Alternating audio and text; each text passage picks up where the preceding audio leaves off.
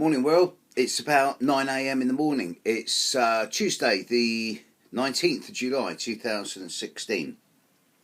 Two big aspects in the sky today. It's full moon later today, but at the moment Mercury in the sky is trining Saturn. Now Mercury's with Venus in Leo, so you can't just do Mercury trine Saturn on its own. Venus will trine Saturn tomorrow also.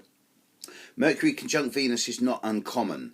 It happens about 5 or 6 times a year, and they're going to be together for about a week. They've been there 3 or 4 days already. But Mercury's about communication. It's the way you read, write, think, speak, move.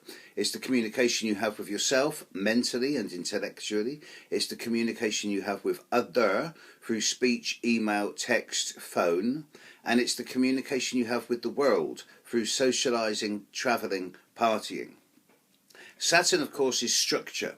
It is boundary, order, structure, discipline, hard work, effort, restriction, limitation, frustration, but order, and it brings positive results once one puts the effort in. It says do everything the hard way, and then you'll always get it right. Don't take shortcuts.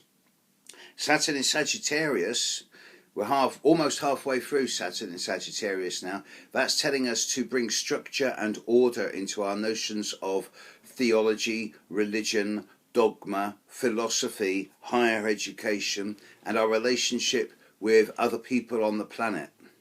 Whereas Mercury is in Leo, not a place that Mercury is particularly comfortable. It's better off in the opposite sign of Aquarius, suggesting that Mercury in Leo can get caught up in its own pompousness, the grandeur of words. Mercury in Leo can over-exaggerate, it can embellish words. Nevertheless, a trine is an aspect of opportunity, it's an aspect of balance between two planets in the same element, in this case fire. And Mercury trine Saturn. Mercury is one of the very few planets that gets on with Saturn in any aspect, even the square. And Mercury trine Saturn brings an element of steady, consistent, gradual and reliable communicative energy and structure. So any communication that's going to be delivered today, especially if you're one of those people that's being affected by Mercury trine Saturn, this is incidentally especially those people born around August the 3rd, 2nd, 3rd, 4th, December the 2nd, 3rd, 4th, and also April 2nd, 3rd, 4th, then this is a good day for being clear with others about what you mean, about getting your point across. I like Mercury trine Saturn. It brings structure into communication. It also enables people to be able to explain their boundaries quite clearly. Add to this that it's full moon later today. This full moon, it's squaring Uranus, yes, minorly. It's squaring Uranus by just over 3 degrees, separating. So I'm not seeing it as being too disruptive. I'm aware this morning of further difficult circumstances, shall we say, with the axe attack on the German train last night and the unfortunate train crash in Taiwan, which killed a lot of people.